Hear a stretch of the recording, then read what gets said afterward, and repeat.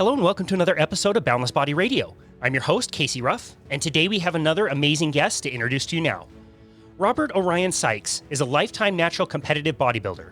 He has achieved his success as a bodybuilder by leveraging a ketogenic diet. He is the founder of the Keto-Savage website and podcast, which has over 360 episodes since it was launched in 2016. Wow, crazy.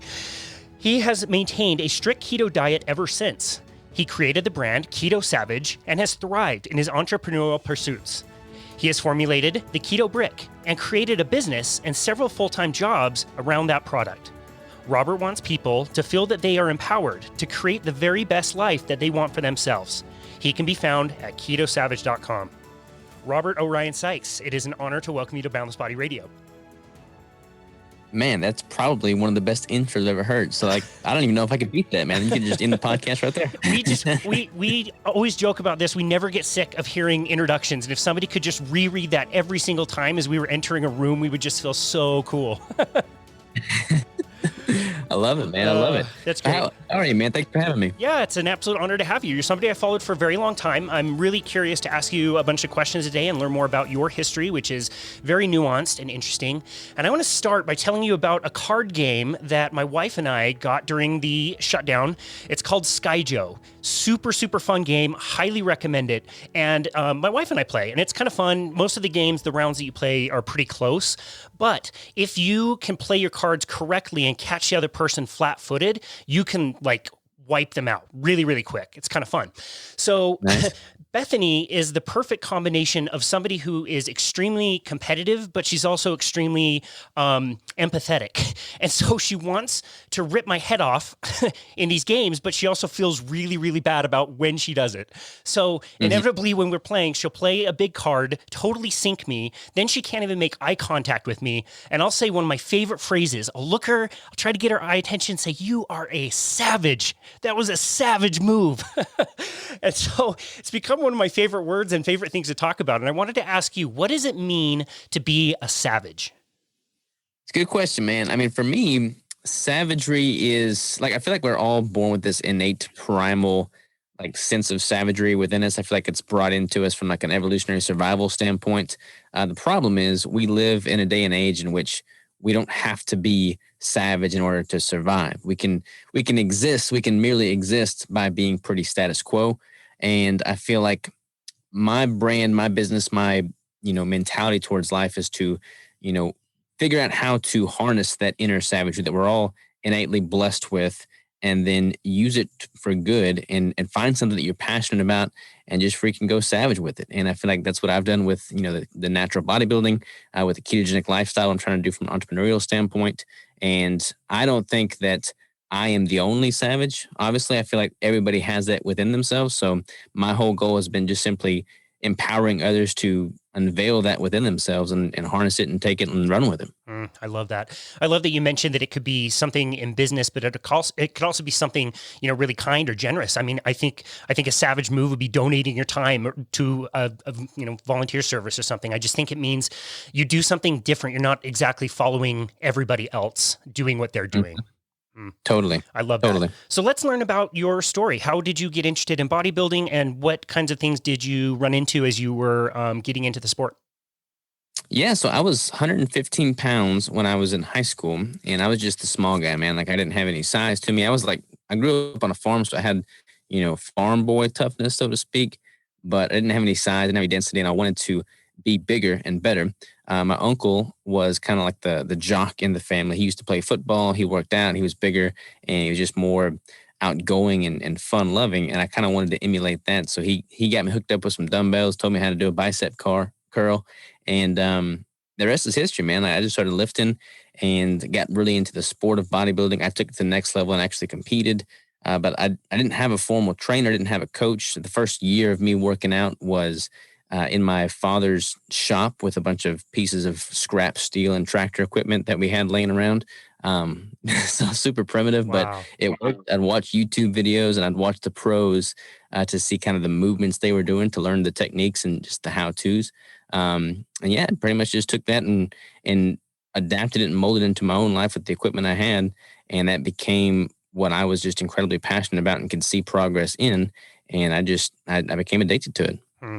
I think it would be really easy to go to one of your shows and to see you on stage and to just sit there and think like, wow, he's so lucky. He, looks so great on stage. Look how tan he is. Look how ripped he is. What a lucky dude. And I don't think anybody realizes how much work and dedication it takes to get to that level.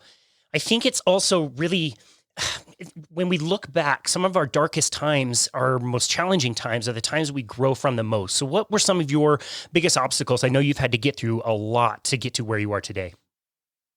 Yeah. So one of the things that I really struggled with growing up and without or throughout my bodybuilding career was um, OCD, man. I had really bad obsessive compulsive disorder, and I don't really know what triggered that. I don't really know what the catalyst for it was, but it was truly just debilitating in my life. Like it really affected me in a negative way. And honestly, bodybuilding and the sport of bettering myself through diet and nutrition I was able to take that OCD and apply it towards, the sport of lifting. So it's pretty common for people that struggle with OCD to have like some type of pattern or a certain thing that they have to do a certain number of times. It's super freaking weird. It's like Howard Hughes stuff. Wow. And I basically did that with bodybuilding exercise repetitions and sets. I mean, I kind of applied that to that, so that helped mitigate any of the adverse effects of OCD, and I could harness it towards a positive thing, which for me was the bodybuilding and the training, and it allowed me to make progress with that, OCD. After my first show, it was definitely eating disorders that I was struggling with. That was a very dark chapter in my life. And then the ketogenic diet that came much later was something that really helped me to gain a better foundation and relationship with food that allowed me to break free of that disordered eating habit. And after that, man, the entrepreneurial journey, there's been many dark chapters in my life with that. I'd been, at one point I was like $250,000 in debts. I was super depressed from a Wow. financial standpoint. And, those are all three things that, are part of what made me. And at any one point, like you're in the depths of it and you wouldn't wish that upon your worst enemy. But I feel like I am who I am because of those things. So I wouldn't want it to have been any different. I love that. That's so very well explained. So you mentioned, training in a more traditional way and eating in a more traditional way. Tell us how did you find the ketogenic diet? Where did that even become an option? Because I think most people in the bodybuilding world would think that it would be impossible to do what they do on a ketogenic diet. Yeah. When I started doing keto, it was back in my first show was in 2012. And then I did 2 shows in 2014. And I started doing keto shortly thereafter, like at the end of 2014, beginning of 2015. And at that time, there was no, like keto was not the hype that it is now. There was no keto products. There was no keto websites or books or blogs or recipe book. I mean, it was not a thing at that point. I mean, people had been doing it for epileptic children back in the 20s, but it was not mainstream like it is now.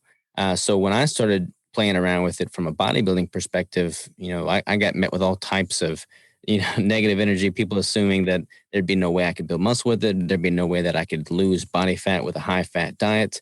I just got a lot of negativity from people that are coming from traditional bro dieting approach to nutrition, having 6 meals a day, eating a lot of carbs. But I felt so good from a relationship standpoint with regard to my relationship towards food that it was like I was willing to sacrifice, some of the performance benefits just simply to have a healthy relationship with food again. However, lo and behold, my performance only improved. I was able to continue to lift heavy, hard, and grow muscle. And I decided to do a competition prep and just do a ketogenic bodybuilding, prep. And that worked out tremendously well. I'd gotten leaner than I ever had before. I earned my pro card that year. And I kind of put those naysayers to rest. Wow, that's amazing. So I think I know how you're going to answer this question, but I'm going to directly ask you one of the questions we get all the time. Can you build muscle without having a high amount of carbohydrate in your diet?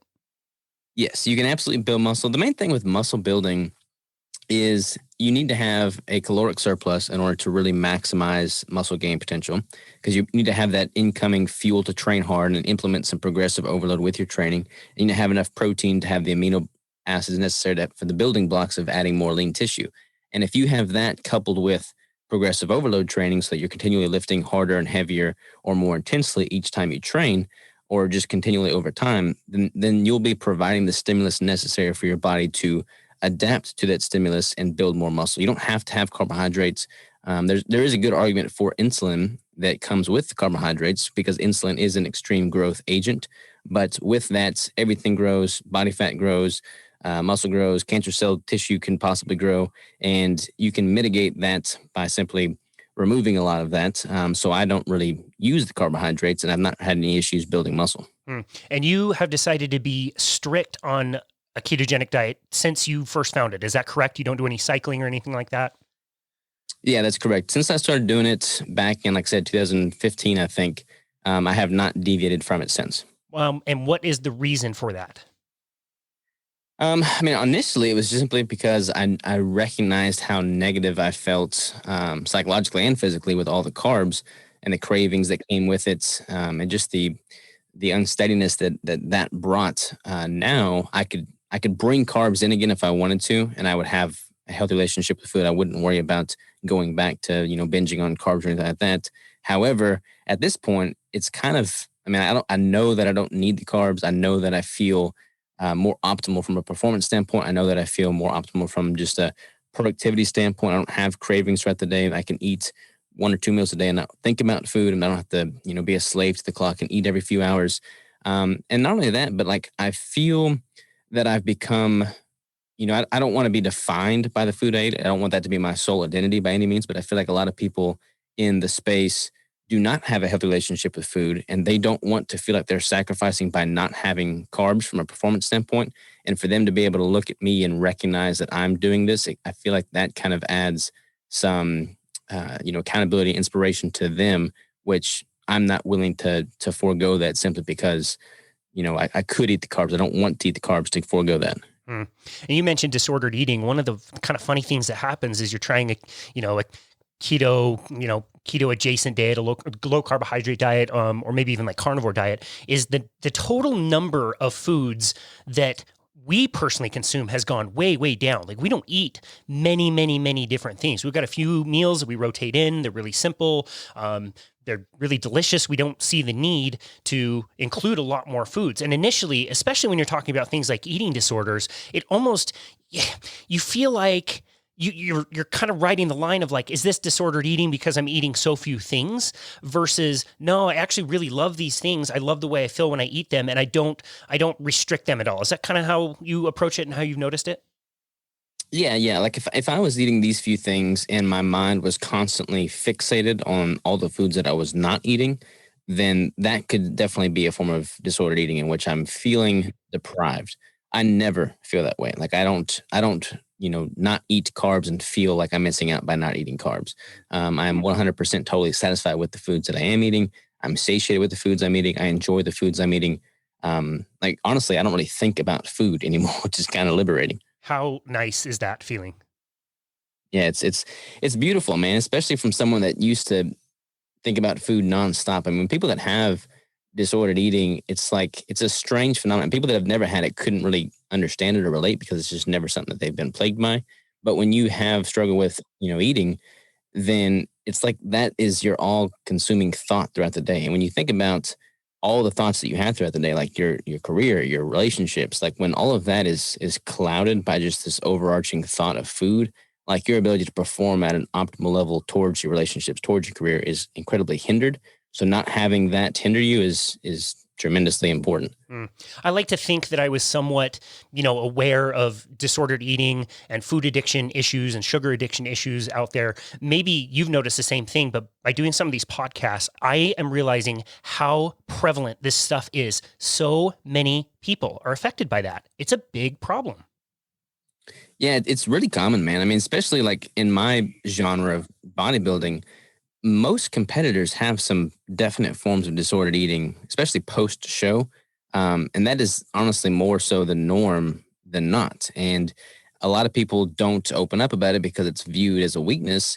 And I've just tried to be incredibly transparent with that from the beginning because I feel like, anytime I've benefited from, a shift in nutritional protocol or mindset towards anything in particular, anytime I could share that story and what's worked for me with others, if there's a possibility that it could also work for them, I feel like I owe it to them to be transparent in them. I love that. So another thing that a lot of people say sometimes is that if you're on a ketogenic diet consistently for a long time, that's kind of dangerous. What would you say to that? I feel like with any diet, people need to be proactive in their health. They need to get routine blood lab, markers, get hormone panels, get lipid panels, get thyroid panels. Like people should do that proactively on any diets on a pretty regular basis. I personally do not think that if you're following a well-formulated ketogenic diet in which you're getting all of your micronutrients, all of your vitamins, minerals, you're going to have any issues. But if you're checking all those markers and everything's looking solid, then don't worry about it. I mean, just simply saying that the ketogenic diet long term is not healthy or sustainable is, I feel, very far fetched. Yeah, I agree with you. It's really interesting. You mentioned the business and, the dark times that you had to come through as far as that goes. But when did you decide that you wanted to take what you just mentioned, like your desire to share this message and help somebody and make that something that you did professionally? So I was super passionate about fitness from a very early age, and then I became incredibly passionate about the ketogenic nutrition after I was able to resolve all of my disordered eating with it. And at the time, I had this was all coming into place when I was living in Washington State after I graduated college, and I had always aspired to be a businessman. I'd always aspired to create some entrepreneurial venture that was successful, and I had many failed business attempts up to that point. At the time, I had graduated college and got a job in management at the Burlington Northern Santa Fe Railway up in Washington State, which is where I met Crystal. But I wasn't passionate about that. It made good money, but it was not my own thing. It wasn't my own venture. And I was trying to do all these side hustles, apart from that. I got my real estate license up there. I was trying to get into rental income properties. I was trying to build Amazon shops and, drop ship goods and products. And nothing was really working. Nothing was, taking hold and getting momentum. So I decided, this is not good. I quit the railroad job and just went into it full force and still wasn't really getting any traction. But I was getting into debt. I got, like I said, about $250,000 in debt. I had the home loan from the house I'd purchased. I was living off of credit cards because I wasn't making any money from the railroad anymore. And at the time, I just started talking to Crystal, and she was the first relationship I'd ever been in. So I'm in debt. I'm unsatisfied. I've got, kind of things figured out with regard to my relationship with food, but I was depressed from a financial standpoint. All my family is in Arkansas. I'm in Washington State. Don't know anybody up there. And I was just very negative. It was a very dark chapter in my life. So I went out in the woods one day, watched the sun go down, and I asked myself, what am I passionate about and where could I add value in this world? Wow. And for me, that all boiled down to fitness, nutrition, ketogenic lifestyle, and building a business around that. So that was exactly what I did. And it was a grind. I was at the time reading a book called Crush It by Gary Vaynerchuk, and he was all about putting out content. Yeah, it's an amazing book. But playing the long game towards something that you're passionate about. So I just started putting out Instagram posts, putting out podcasts, putting out YouTube videos. Didn't have a clue what I was doing, but I was in the right place at the right time, and I was putting out good info because that's when keto started to finally get some momentum, and I was the ketogenic bodybuilder. So it was perfect timing on that, from that standpoint. And I just kept putting out content, and it grew to what it is now. That's amazing. You mentioned the grind, and I've also heard you mention in the past taking joy in the grind. And I want to go back to some of those dark days. You're sitting in the woods, you're thinking about what's going on, uber stressed out. I've been in places similar to that where the anxiety is just so high. You don't know how you're going to get out of it or what the ending is going to look like. But you get this sense of like, I gotta just do something. I need to move in this direction. Can you speak to some of the magic that starts to happen once you maybe don't have your perfect product? It's not the final thing that you're going to do, but you're at least starting to work in that direction. It feels right. Like you just know that it feels right. Like when I was starting to get, some momentum, I was starting to get, comments on posts that I'd made and feedback on YouTube videos. It took a long time to start getting that, mind you. The point before that is the hardest part. Like when you commit to doing something and you're not getting any traction and you're not getting any money, it's very hard to stay motivated to keep doing it. But I was just committed because I had hit my rock bottom, and I was just committed to going full blown into this thing that I was passionate about, that I believed in, and that was good enough for me. And once I started to gain some traction in that, once I started to get some feedback on the content that I was producing, I started offering coaching services. Once I could see positive results in my clients and they were very, open to how something I had said or done or used with them had changed their life, that's when I knew that this is worth my while. It's working, and to just go full steam ahead. And it was a long time before I became financially free from all of that, but I felt very confident pretty early on that this was the path for me. Hmm. Wow. Another thing I've heard you talk about is stoicism. Can you tell the listener what that is, and was that a part of your life at this stage of your life? I'm not honestly sure where I came into stoicism. I feel my first book on stoicism was The Obstacle is the Way by Ryan Holiday. And Love it. I can't remember. I think I may have heard it from a Tim Ferriss podcast. I think Ryan Holiday was on his podcast, and that may have been my introduction to it. But I had read that book, and I fell in love with it because basically the principles of stoicism are simply that you cannot control everything out there in the world. However, you can control your approach and your mindset and your actions towards the various inputs that the environment throws at you. And with that, I I, I was able to overcome the depression and recognize that I'm in a pretty shitty spot right now. But one one good thing about stoicism is it gives you some perspective. Like there's other people out there that are in a worse spot. So that was liberating. And then simply knowing that, look, I've got full blown control over how I view anything that happens to me. Like I can decide whether that's a good thing or a bad thing. I can decide whether that's a positive or a negative. I can decide if I can let this beat me or if I can grow from this. And that's all within all of our control. And once I made that mental shift, nothing was ever bad news. It was all just simply news. Hmm. That's a scary thing initially because it makes you responsible for your future and how you show up in life. But it's also extremely empowering when you know that. You get to choose how you respond to things. You get to choose if you want to be happy. You can choose to be positive. Like that's really empowering. I'm sure you noticed that spill out into all kinds of different, forms in your life. Yeah, stoicism is incredibly scary for people that don't take ownership. If you take ownership, it's incredibly empowering. I mean, at the end of the day, you are responsible for your outcome, whether good or bad. It's 100% your fault. And I feel like if you go into life with that mentality, you can't lose. Mm, I love that. So, okay. So initially your coaching was putting out lots of content. When did you decide to start the podcast? I started the podcast pretty early on. I mean, you said at the beginning that I've been recording podcasts since 2016, and that's true. I was very sporadic with the podcast. That was probably my least solid medium. I had the Instagram and the Facebook, and I started doing YouTube videos pretty early on. And I had a few podcast episodes, but I didn't really get in my flow with the podcast until I think 2018 or 2019. That's when I got pretty consistent with it. And as of late, I've been publishing 2 episodes a week for the past, I don't even know how long now, probably consistently for the past year or two, maybe 3. And the podcast has been absolutely amazing. Like I love this as a medium. I mean, there's nothing cooler than to be able to meet people. It's great from a networking standpoint. You can have a long form conversation with people like we're having right now. And I feel like it just removes so much of the noise and the confusion that comes with really bite-sized piece of info that you get on Instagram or Twitter or something like that. And I feel like podcasting is just a much deeper, better platform. Hmm. What things have surprised you about podcasting? I'm always curious to ask other podcasters. It's interesting to see how popular it's become. It's not surprising, but it is interesting.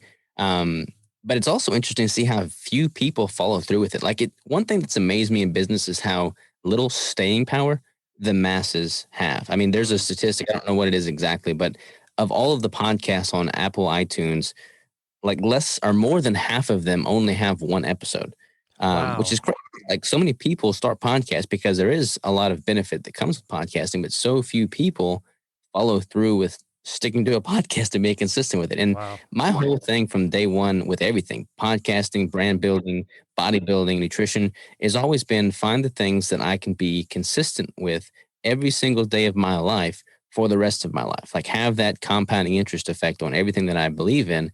and you come out way farther ahead for it. I love that. I was on a bunch of podcasting pages on social media when I was first starting. It was actually really helpful to get tips and tricks and learn from a lot of people, but I kept getting so frustrated when people would say like, "Hey, I just released my second podcast and like, how do I get a sponsor?" Do 100 of these, do 200 of these, make them really good and make them really interesting. And then maybe somebody will want to monetize with you. But you're right. So many people like start it and then like, oh, we only have like 200 listeners or whatever, and they quit. It's crazy. Yeah. It's really weird, man. Like, I don't have anything against people that monetize their podcast. I feel like it makes sense to monetize a podcast.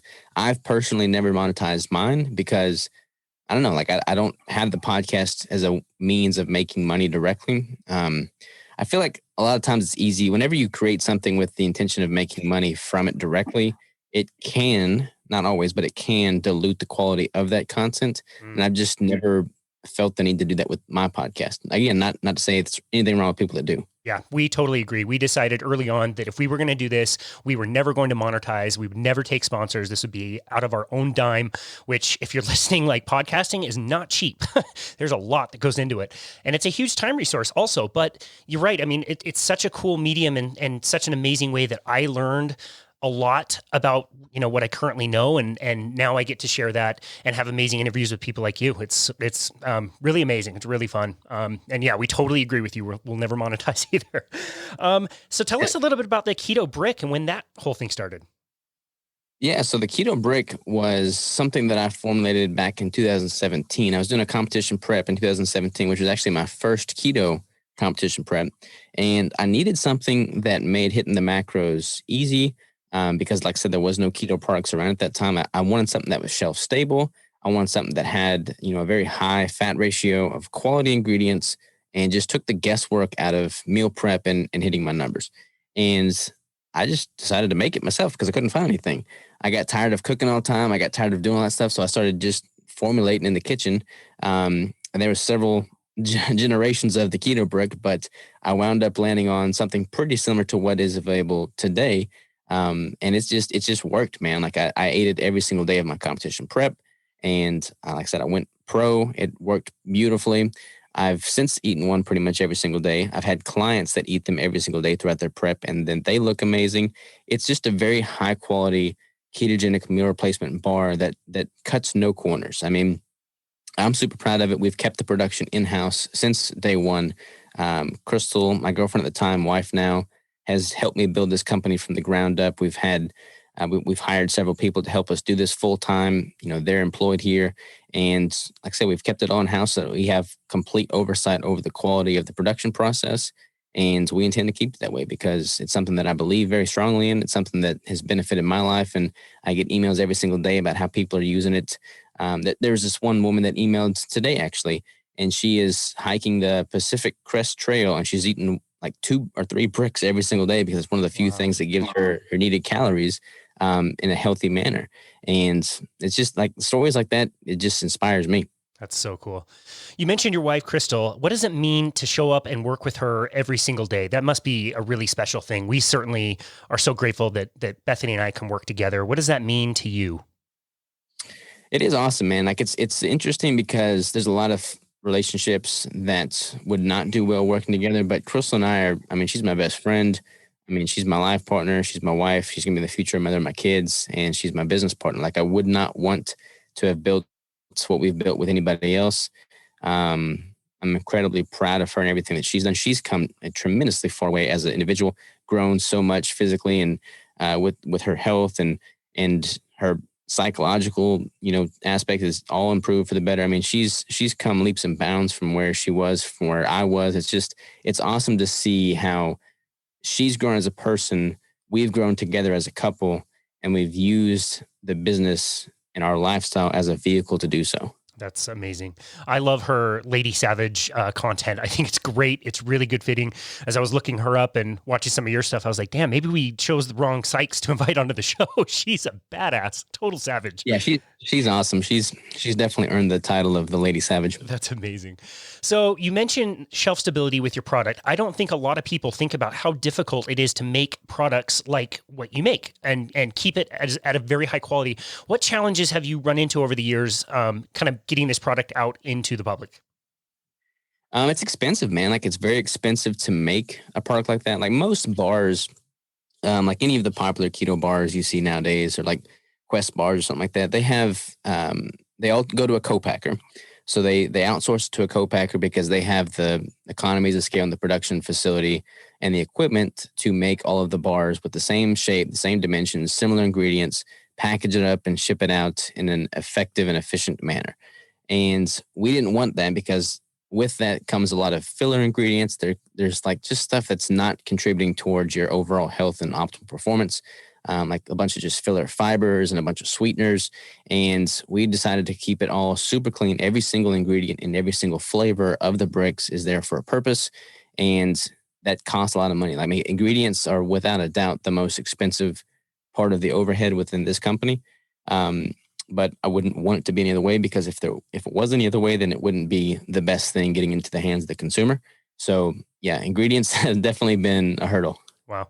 If I were to take one bar away from you and say you could never have it again, which one would you be the most upset about? As far as flavors go, the chocolate peanut butter cup is definitely the crown favorite right now. That's probably my favorites as well. However, I've got I love them all. They're like kids. You know, you can't really like pick your favorite kid. The mocha was the original brick, so that one definitely has some meaning for me. I'll never get rid of that flavor. But yeah, the chocolate peanut butter cup is definitely the crowd favorite. I love that. On your show, you talk a lot about manifestos, and you don't like the idea of like a New Year's resolution per se, and you choose to do manifestos. Can you describe what those are and what the difference is? Yeah, so I feel like with resolutions, people say, that they have this goal and they say, okay, this is what I want to do this year. This is my goal. This is my resolution. And we all know that by into January, February, most of those have totally fallen through. My whole take has been, I want to create a manifesto for the year. And basically that's a theme for the year. I started doing this, I think back in 2018, if I remember correctly. But I record a manifesto video that showcases what my theme is for the year and what my commitment is towards that theme. And I record that and it goes live on the first of the year. And I adhere to that theme throughout the year. This year's theme is about doing more, 365 Savage, do more. And I basically committed to doing a set number of things within a parameter that's going to yield a better outcome by doing them consistently every single day of the year. For this year, those things are: I wake up without an alarm clock. I feel like hitting the snooze. I wake up with an alarm clock, but without the snooze button. The snooze button, I feel like that does nobody any favors. I mean, they hit snooze again, and then they sleep their life away. So I don't use a snooze button. And the other thing is I read. I read every single day. In fact, that's been a very good thing for me. I work out in some form or fashion every single day. I run at least a mile every single day. I show some form of gratitude or appreciation to other people in some form or fashion every single day. And I publish some form of content every single day. Those are my 6, must-haves to consider the day a win, and that I've committed to doing every single day of this year. I love that. It's really, I don't know if funny is the right word, but it's interesting to go back and listen to what people were saying back in January of 2020 and all these things that you are going to accomplish and you're going to do, and you're going to be on stage, and sitting there in hindsight and being like, no, you're not. 2020 was a challenge. What specific hurdles were the most difficult and surprising to you? It was just sad to see people take what could have been a great opportunity to grow together and then become more divisive. That was the most saddening thing about 2020. I mean, there's just so much controversy and division with regard to, race and politics and the pandemic and, distancing. I mean, there's just so much negativity, and a lot of that's unfortunately carried over into 2021. And I've always just fought to maintain this aura of positivity. And I made a post about that today, actually, about just getting rid of the negativity and the negative people in my life. And that is just incredibly liberating. I mean, we only have one life, and so many people are stuck in this purgatory because they're not living life to the fullest, and they're just consuming nothing but negative news. and they're not acting upon any of the things that they're learning. So what's the point in it in the first place? I just want to encourage myself and everybody that follows my content to be more stoic in nature and control the variables that they can control and optimize for those and do the best that they can be every single day. And if you do that, then no matter what kind of craziness any year throws your way, you'll be better for it at the end. I love that answer. That's a great answer. Fantastic coming from you. And I have to say, as I look back on everything you did in 2020, I did not catch you bitching once about what was going on in the world. You stay positive and upbeat, and you're right. Looking at what happened as an opportunity to do something different, make new things, pivot, change, grow. Like, so many people just sat around and complained and just completely wasted that time that we may never get back ever again. Yeah, that's the sad thing, man. Like, people have they've squandered an opportunity to grow closer, to be more, to do better, and at the end of the day, like, they're going to regret that time lost because you're not going to get it back. And I don't know, life is such a finite thing. I mean, you can not wake up tomorrow, and I would want to be able to know on my deathbed that there's not anything that I would have done different. There's nothing that I would have, changed. There's nothing that I regret, and I feel like I want to live my life in a way that is in line with that. So just as an accountability check, that 2020 manifesto, you wanted to focus on leadership. Would you say that you accomplished that in 2020, and in what ways? Yeah, we had so leadership has been, with owning a company that has employees, managing people has been the hardest thing I've had to learn in business, hands down, no questions asked. And we had we had some issues with some employees in 2020, and I had to step up as a leader and figure out what was the best thing for the overall team. And I feel like we have done that effectively. And I'm very excited for the growth of the company and where it's headed, the direction we're going towards. And some of those leadership decisions are not easy decisions. I mean, most of them are not easy decisions. Some of them are very hard, but I feel like, being the best leader that I could have been and making decisions in line with what's going to be best for all of us instead of any one of us is what a good leader should do. And I feel like we absolutely did that. That's great. Tell us about the businesses and what direction you guys are heading moving forward. Well, we've got several different businesses. We've got, Keto-Savage, Keto Brick, Lady Savage, Deeper State Keto, and the apparel. And we've got several more in the pipeline. We're super excited about our move that will be happening here in a few months. We purchased a massive facility up in Northwest Arkansas, which is where I went to school way back in the day. And I love the area. It's just a beautiful environment. The energy and the vibe is there. And we're going to be, we purchased this building. We're getting it fully renovated from the ground up based off of the specs that we're wanting. And we are going to be relocating there in probably July, August. So we're going to be doing that here very soon. Congratulations. That's awesome. Yeah. Thanks. The podcast studio, speaking of podcasting, is one of the things I'm super excited about. It's going to be much bigger than the current little studio here, and I'll be able to bring guests in for in-person podcasting, which will be great. That's great. That's awesome. I've heard you talk about your hunting and fishing experiences. That is something I wish I had more of in my life. I was never raised to be a hunter, but I want you to talk about the importance of that and what it means to you to, rather than, just going to the store and buying your food, but to be the one that's moving out in nature and actually taking the animals that you then consume and share.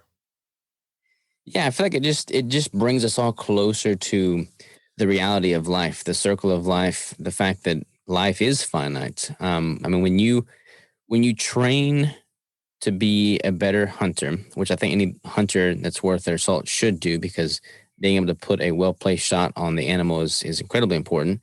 And if you don't do that, it's often, if you don't put in the work to do that, then you're just lazy, and I don't want to be lazy. But yeah, being able to go out in the woods and effectively stalk and put a well-placed shot on an animal, and then know how to process that animal and then cook that animal and then consume that animal, it makes my appreciation for life so much stronger, and my appreciation for the environment so much stronger. None of us own anything on this earth. We should be stewards of the land. And I feel like in coming closer to that circle of life and being a part of it firsthand, we recognize that on a much deeper level and appreciate it on a much deeper level. And can act accordingly and be better stewards of the land. So yeah, hunting and conservation and wildlife management has always been something that I'm very passionate about. Mm. That was a new concept to me that I learned several years ago, is conservation through use.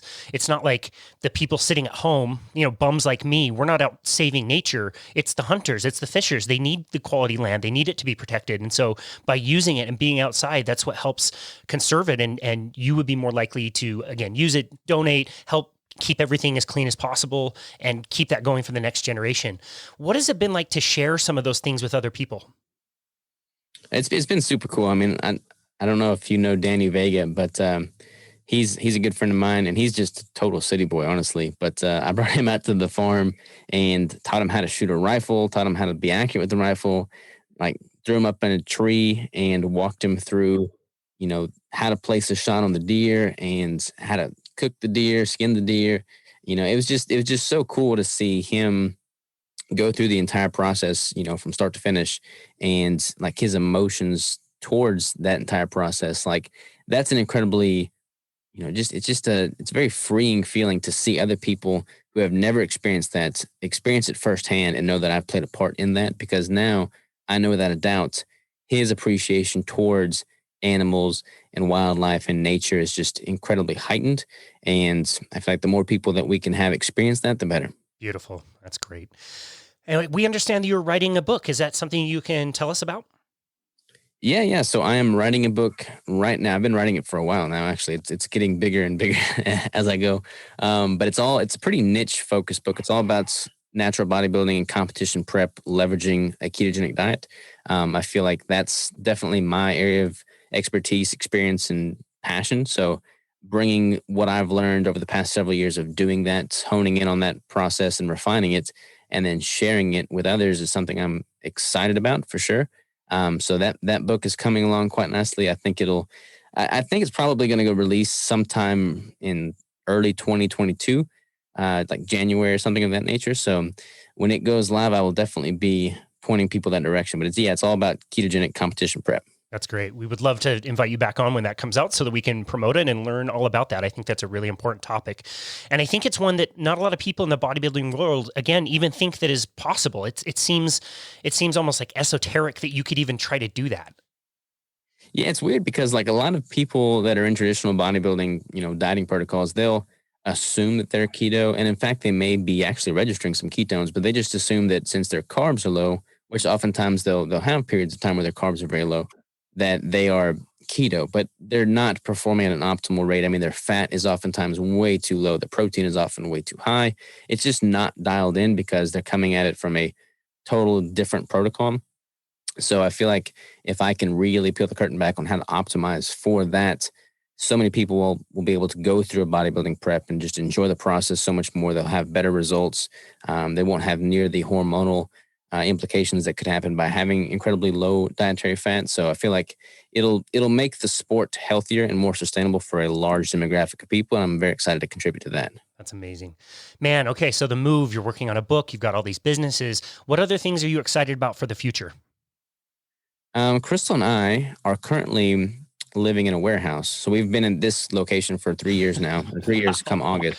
And it's like 3 different buildings. We got the kitchen in one, the gym in one, the podcast studio, and our office, our bedroom is an office. I mean, it's a warehouse, and there's nothing special about it at all.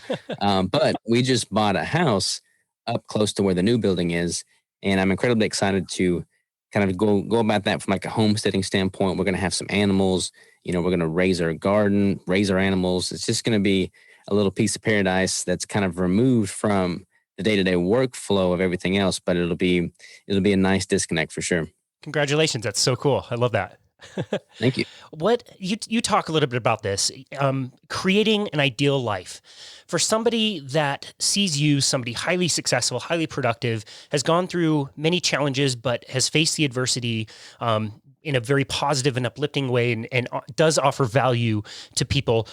What things would you recommend for people to create their ideal life? I feel like people just need to have self-awareness, and self-awareness is, I mean, that's the tricky thing, man. Like people, how do they figure out who they are, what they're passionate about, and what they want to do with their life? Like a lot of people ask themselves that question every single day. And, Like no course textbook is going to tell you how to do that. No parent is going to be able to tell you how to do that, what's best for you. Like, you have to kind of live some life and figure out what resonates with you and what doesn't. And it took me a long time to figure that out. I mean, not too long in the grand scheme of my life, but at the time, like when you're going through those chapters, early on, where you don't know what the hell you want to do, it's very, very frustrating to not know where to sink your teeth into. And I feel like how you do anything is how you do everything. And you can't really figure out who you are and what you don't like and what you do like until you give anything your absolute best effort. So if everybody tackles every single thing they do, every single conversation they have, every single relationship that comes in their life, every single job, every single career, if they tackle it with utmost intensity and dedicate themselves to it, that's the best way to, figure out quickly and efficiently if this is for you or not. And if it isn't for you, then you can at least go knowing that you gave it your best shot. So doing that is going to be the shortest and most efficient path to figuring out what makes you tick in life. Mm.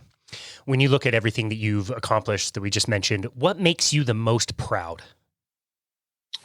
I'm really proud to have built what we've built alongside my wife. That is something I'm incredibly proud of. I mean, if we lost it all tomorrow, which I don't think will happen, certainly hope it doesn't happen, but if we lost it all tomorrow, I would still have her, and we would both know together that we can rebuild it up in some form or fashion better than it was the first time, because we've got each other. And I feel like that's without a doubt the thing I'm most proud of. I love that. Great answer.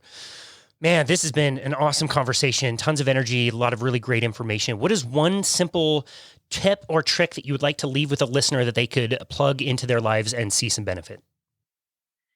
Honestly, the post I made today is hot on my mind, so I use that. And that was simply all about just removing the negativity from your life and doubling down on the positivity. I mean, we live in this hyper divisive world right now. Everybody takes pleasure in bringing other people down. Surround yourself with people that bring you up. Surround yourself with people that make you better. Be something that makes other people better. Be something that's positive in other people's lives. And if you do that, I mean, you're going to have a heck of a lot more enjoyment in the day-to-day. I'm sitting here with a giant grin on my face. That is a wonderful answer, and we're so grateful for that considered answer. That's well said and a great place to end. Robert Sikes, where should we send people to connect with you and find you? Yeah, I mean, anything on, the website or socials is going to be Keto-Savage, Keto-Savage.com, and the bricks is KetoBrick.com. That's great. We will make sure to link to that in the show notes. We will send people over there. Robert Sikes, like I said, what an amazing conversation. Thank you so much for all of your content and everything that you bring to the table, you and your wife, Crystal, and everything that you're working on. You seem to do things in a way that's really optimistic and powerful and positive. And yes, you do provide a lot of value. And we're so grateful that you would take the time to come and do this show and talk with us today. And we certainly learned a lot. So thank you so very much. My absolute pleasure, Casey. I thoroughly enjoyed it. And if there's everything I do, man, just let me know. Awesome. That sounds great. And this has been another episode of Boundless Body Radio.